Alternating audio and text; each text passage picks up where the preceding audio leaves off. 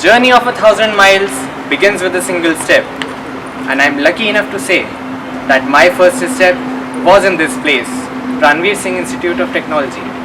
4 years ago, when I came to this place, I was a regular first year, and this place guided and molded me into what I am today. What I am, you might ask.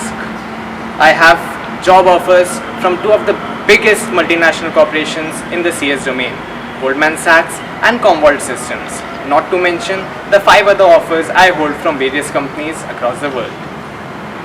I am grateful to this institute because this institute gets all the credit for my achievements. I practiced, but this is the place that provided me the environment. This is the place that provided me the push to chase my dreams. My dreams were maybe a small placement offer, some happiness, but this is the place that gave me everything a student can achieve of, a good environment and an excellent placement opportunity. Everyone in this place has to be thanked, from the top management to the faculty to each and every staff, for every time they have supported me in all my highs and lows.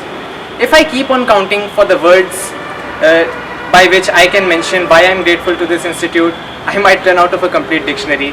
So signing off, my name is Prateek Bajpai and this was my story.